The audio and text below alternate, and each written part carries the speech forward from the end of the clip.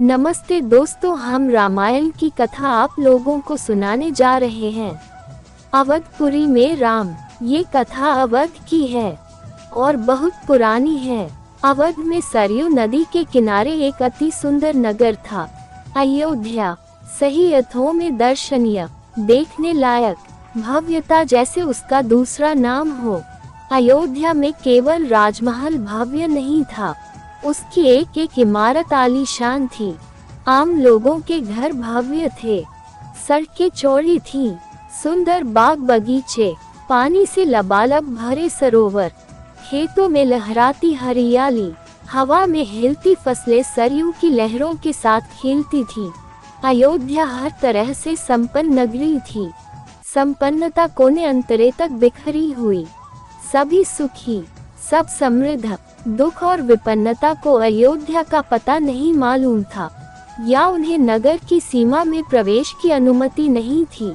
पूरा नगर विलक्षण था, अद्भुत और मनोरम। उसे ऐसा होना ही था। वह कौशल राज्य की राजधानी था। राजा दशरथ वहीं रहते थे। उनके राज में दुख का भला क्या काम। राजा दशरथ कुशल योद्धा और न्यायप्रिय शासक थे। महाराज अज के पुत्र, महाराज रघु के वंशज, रघुकुल के उत्तराधिकारी। रघुकुल की रीति नीति का प्रभाव हर जगह दिखाई देता था। सुख समृद्धि से लेकर बात व्यवहार तक, लोग मर्यादाओं का पालन करते थे, सदाचारी थे। पवित्रता और शांति हर जगह थी, नगर में भी, लोगों के मन में भी। राजा दशरथ यशस्वी थे, उन्हें किसी चीज की कमी नहीं थी।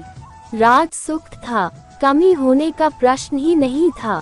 लेकिन उन्हें एक दुख था, छोटा सा दुख, मन के एक कोने में छिपा हुआ।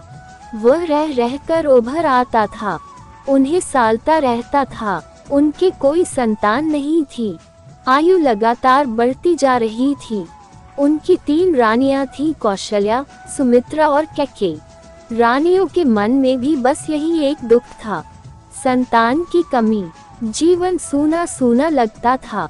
राजा दशरथ से रानियों की बातचीत प्रायः इसी विषय पर आकर रुक जाती थी। राजा दशरथ की चिंता बढ़ती जा रही थी। बहुत सोच विचार कर महाराज दशरथ ने इस संबंध में वशिष्ठ मुनि से चर्चा की। उन्हें पूरी बात विस्तार से बताई। रघुकुल के अगले उत्तराधिकारी के बारे में अपनी चिंता बताई। मुनि वशिष्ठ राजा दशरथ को चिंता समझते थे।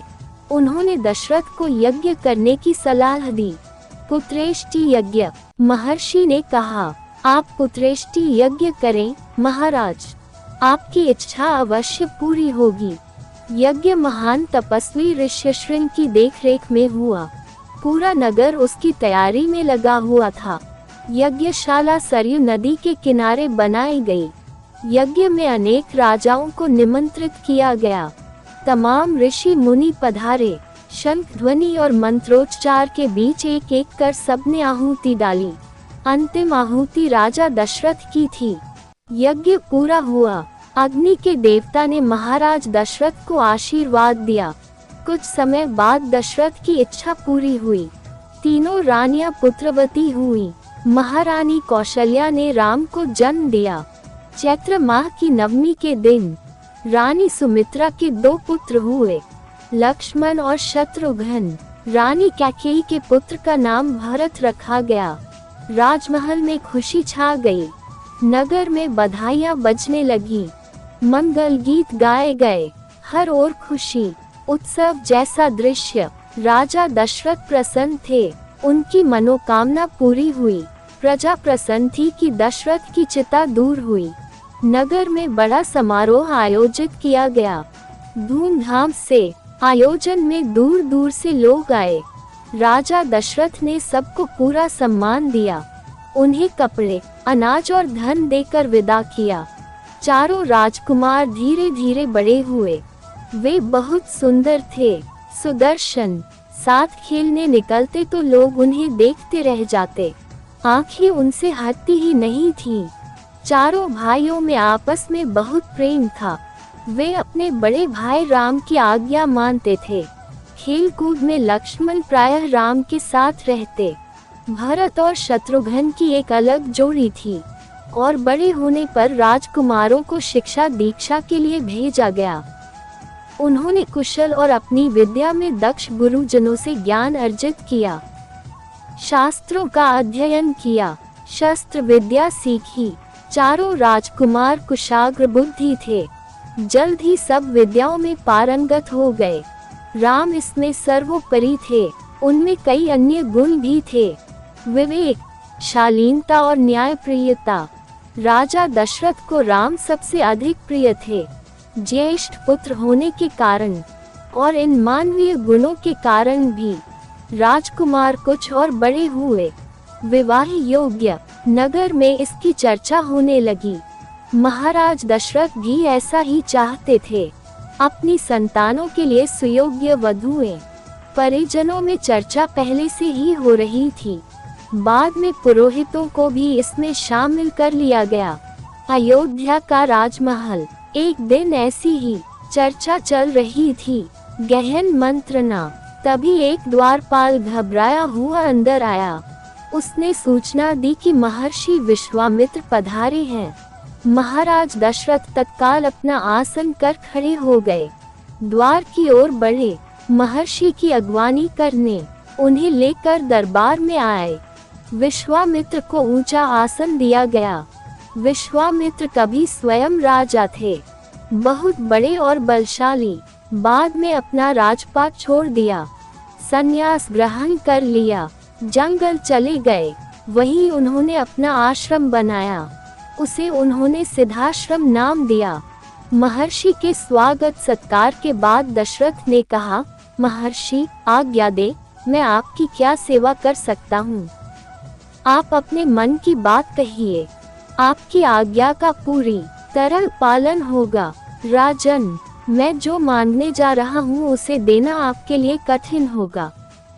आप आज्ञा दीजिए महर्षि, मैं उसे पूरा करने के लिए तत्पर हैं। बिल्कुल नहीं हिचकूंगा।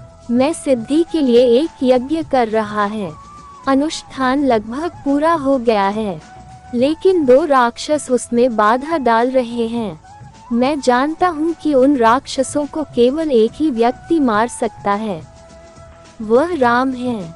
आप अपने ज्येष्ठ पुत्र को मुझे दे दे ताकि यज्ञ पूरा हो। विश्वामित्र ने कहा। दशरथ पर जैसे बिजली गिर पड़ी, वह अचकचा गए। उन्हें उम्मीद ही नहीं थी कि मुनिव उनसे राम को मांग लेंगे।